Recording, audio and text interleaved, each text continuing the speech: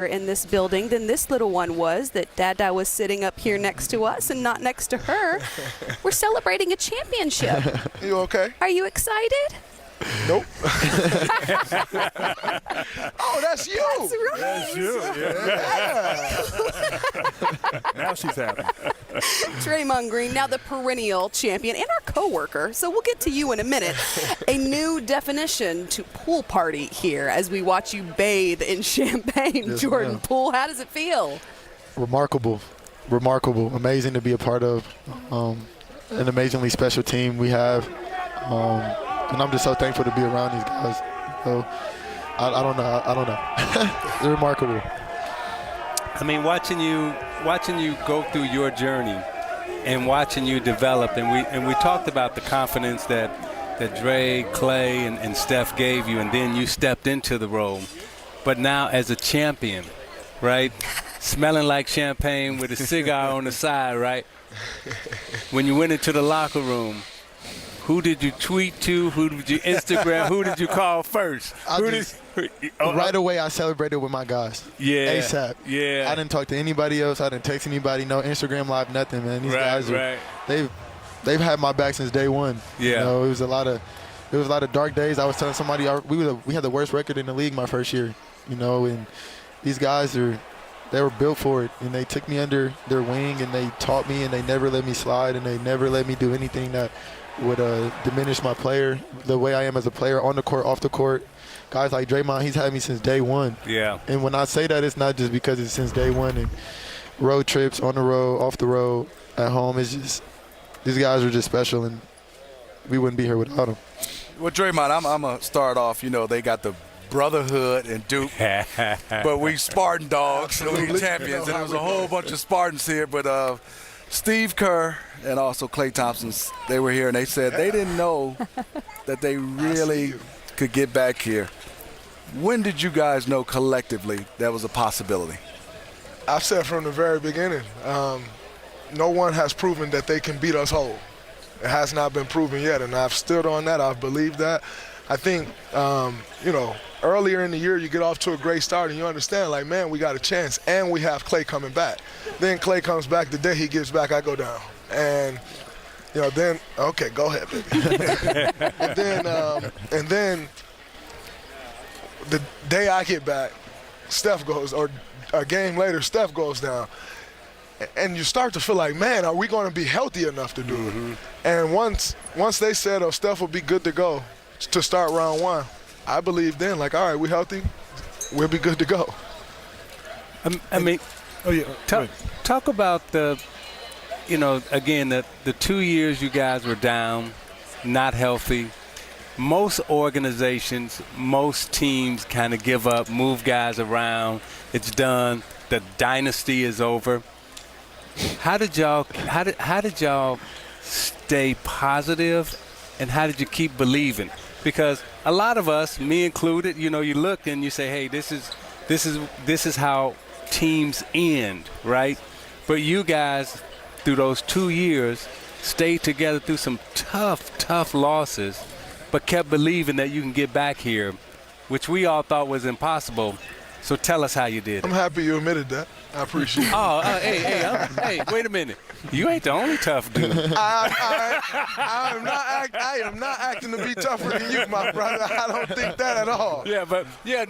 So tell us how you did it, right? But honestly, you're going through those 2 years, and it's brutal. I remember Steve coming to me his first year saying, I wish I could give you a red shirt year. Like, we stink, you're gassed, you're tired. I wish I could give you a red shirt year. But it's important that you're around these young guys, that you're trying to teach them when it happens. Even though we're not good enough, our roster isn't built to win any games. It's important that you teach guys the right habits. And then we come into last year, Klay's still out, and he goes to the G League bubble. And when he comes back from the G League bubble, you start to realize, man, this process is starting to come together. Closes the season on an absolute tear. And then he comes into this year ready to go. And Andrew Wiggins turned the corner, becomes an all-star. And you just started to see that, over the course of them 2 years, they keep telling you, like, man, just stay the course. We're building these guys up for when we're healthy. And it's like, dude, I remember coming into the season, my first press conference of the year, I said, it has not been proven that you can mix young and old and win a championship. But that's the challenge for us. And when you got a guy like this turning the corner, Wiggs turning the corner, young rookies like Kuminga and Moody, all those guys turning the corner and wanting to be great, and with the leadership that we've had, Andre, the leadership, this is what we get. And I got Kuminga, too. Oh, yeah. Wiseman coming. Wiseman, you forget. So I'm just curious. I mean, you've won a lot of championships. Where does this one, with all that you went through, all that you just talked about, where does this rank, can you rank them in terms of, just what it means to you in this franchise? I think everyone is its own journey, and so every journey is hard. Like, I think, when you look at the 2 championships that we won when Kevin was here, everybody think those championships were easy because we were so much better than everybody. But everyone has its ups and downs, and the journey is incredible. Now, what I will say is this journey has been the craziest. From the injuries, young guys just trying to figure it out. We probably changed the way we're running our offense 2 or 3 times this year, and just trying to figure it out. Mike Brown getting through the defense and the defense starting great, then collapsing and getting that back. And so I'd say this journey has been the craziest of all of them, and it's the one that ultimately when you look back on it, you'll probably appreciate the most because the journey has been crazy. But if I'm being 100% honest with you right now, it has not hit me yet. Yeah. I'm still – Facts. It's crazy. Hey, wait till you drink this. It's going to hit you. Lobo's about to open up in like 2.5 minutes. Wait till you drink that. It's going to hit Poole, you. we've talked about what he's done. Gary Payton, Wiggins, Otto Porter, and all, you 3 guys. The one guy I've been preaching for about 2 months, I want you to talk about. You already read my mind. I want you to talk about Kevon Looney.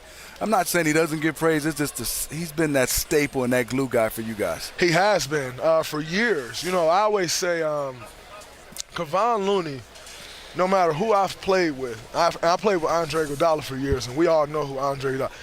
The most professional guy I've ever been around in my life.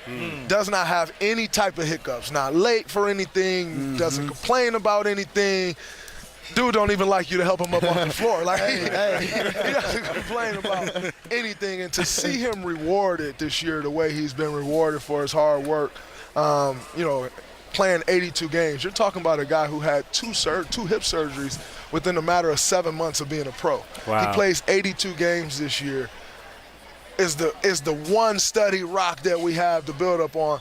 He's been in and out of lineups. We sit him one series and think the series not good for him. He comes back in and changes the entire series. This series changed the entire series. Dallas was absolutely amazing. Came and saved us against the Memphis Grizzlies. Like, absolute professional, and it's great to see him get his due because he has put more work in than anybody, and to see him succeed is beautiful. Jordan, you're 22, right? Yes, ma'am. See, he's calling me ma'am. What are we doing? Like, Draymond just admitted we're old now. Absolutely. I mean, it's So guys in our locker room that was born in 2003. I remember 2003 like it was Don't point at me, though. Right. I'm 1999. 99. I made the cut. I made the cut. 99. I made the cut. You, though, Jordan, were watching the majority of these championships on TV. Yes. Like Yeah. anybody, he stopped himself that second time.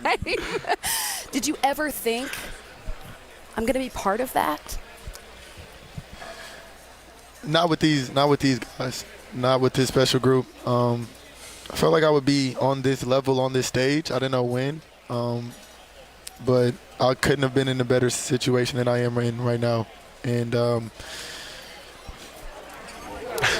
Well, I was watching them. Look, y'all, look. I'm turning it up. I'm taking it there the whole time. Oh man, no, I would watch like the OKC series, and when Steph hit the shot and Clay had Game 6. I mean, you always want to be a part of this and help these guys win, but being able to really be on the court all year. And these guys are getting after me in practice, calling me out in film sessions. He called me out my first year. It was the craziest thing I had ever been a part of. And it was like, wow, like to see this all come into fruition and the turnaround in 2 years that we had. And I'm just thankful for these guys. And Big My Draymond dog. right here. Look, I don't even rock with Spartans, but you listen, he that dog. He that dog. Happened to be He sitting that dog. between He that two dog. of them. Yeah. I get credit with credit was due. He trying to jack me up. Hey, we deep in here too. And I'm standing on it. And I'm standing on it. Torb, everybody. And I'm was in this standing on thing. it. Congratulations, guys. We're going to go ahead and let you pop those bottles. Jordan, Absolutely. Draymond, taking my champions Crush the slow Do your ball. yet thing. again. Smitty Let's get taking back one to of the them. media I'ma room drink where this Marcus Smart is addressing the media now.